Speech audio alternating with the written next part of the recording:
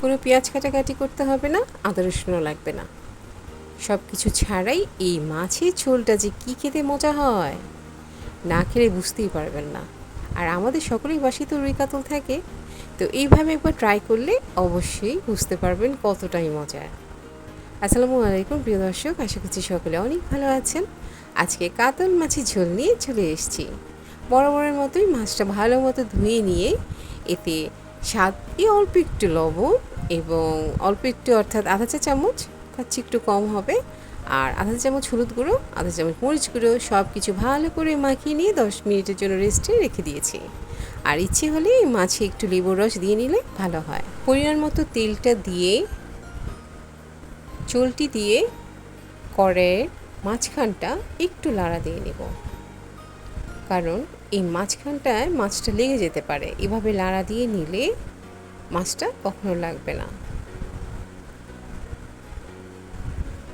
মাছগুলো আমি দুই ব্যাচে ভেজে নেব। প্রথম ব্যাচে মাছটা ভেজে নিয়ে উঠিয়ে রেখে দ্বিতীয় ব্যাচে মাছটা ভেজে শেষ করে নিলাম।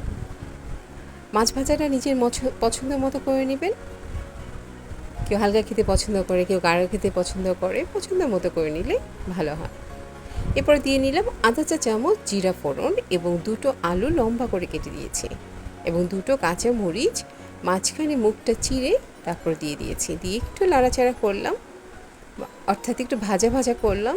করে নিয়ে এখানে একটা আস্ত টমেটো পাতলা পাতলা এবং লম্বা করে কেটে দিয়ে নিয়েছি। দিয়ে এগুলো আলুর সাথে আরেকটু ভাজা ভাজা করে নেব এবং লবণ দিয়ে দিলাম স্বাদ মতো। লবণটা ভালো করে মিলিয়ে দিয়ে ঢেকে দিব 2 মিনিটের জন্য। ঢেকে দিব এর ফলে আলুটা এবং টমেটোটা নরম হওয়ার জন্য। ফিরে এলাম 2 মিনিট পর। আর একটু ভাজা ভাজা করে নিয়ে এতে গরম পানি দিয়ে দিব মশলা কষাবার জন্য। গরম পানিটা আগেই করে হাতের কাছে রেখে দিতে হবে।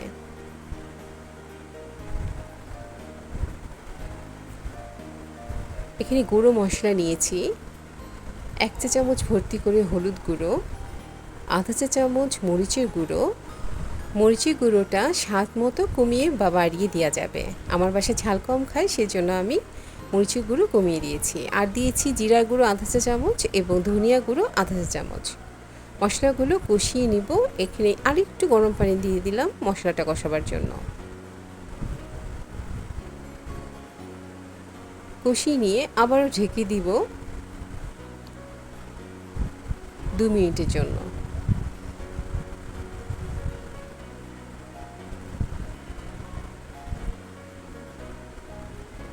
দু মিনিট পর এসে আমি লাড়া দিয়ে আবারও ঢেকে দিয়ে আবারও 2 মিনিট পর ঢেকে দিয়ে আবারও চলে এসেছি। যখন দেখব মশলার পানিটা পুরোপুরি শুকিয়ে গেছে এবং তেলটা ভেসে উঠেছে, তখনই মনে করব যে মশলাটা পুরোপুরি কষানো হয়ে গেছে। এরপরে গরম যে ফুটন্ত পানি হাতের কাছে রেখেছিলাম সেটা ঝোল অনুযায়ী দিয়ে দিতে হবে। মাছের ঝোলটা আমি কি পরিমাণে রাখবো সেই পরিমাণে দিয়ে নিতে হবে। দেখলেই বুঝতে পারছেন যে কতটুকু পরিমাণে মাছের ঝোলটা আমি রেখেছি। এরপর স্বাদ বৃদ্ধির জন্য আধা চা চামচ চিনি দিয়ে নিয়ে একটু মিলিয়ে দিলাম ঝোলের সাথে।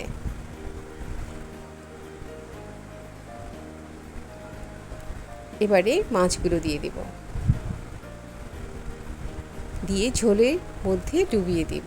উল্টাপাল্টা করে সবগুলো মাছ ঝোলের মধ্যে ডুবিয়ে দিয়ে ঢেকে দিব 2 মিনিটের জন্য।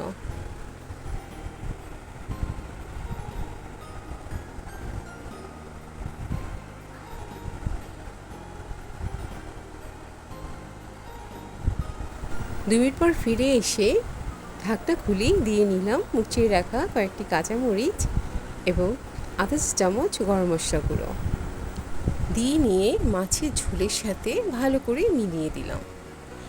এবারে সারা বাড়ি মাছের ঝোলের সুঘ্রাণে ভরে গেছে। কি অসাধারণ হয় এই মাছের ঝোলটা খেতে। আর বাড়ির সবাই খেয়ে আপনার প্রশংসায় পঞ্চমুখ হয়ে যাবে। অবশ্যই একবার ট্রাই করে দেখবেন। তো আজ এখানেই বিদায় নিচ্ছি, সকলের সুস্বাস্থ্য কামনা করে। ভিডিওটা ভালো লাগলে লাইক কমেন্টের পাশাপাশি একটা শেয়ার করে দিবেন। আর যারা এখনও আমাকে সাবস্ক্রাইব করেননি তাদেরকে অনুরোধ রইল একটি সাবস্ক্রাইব করবার জন্য। আল্লাহ হাফিজ। আসসালামু আলাইকুম।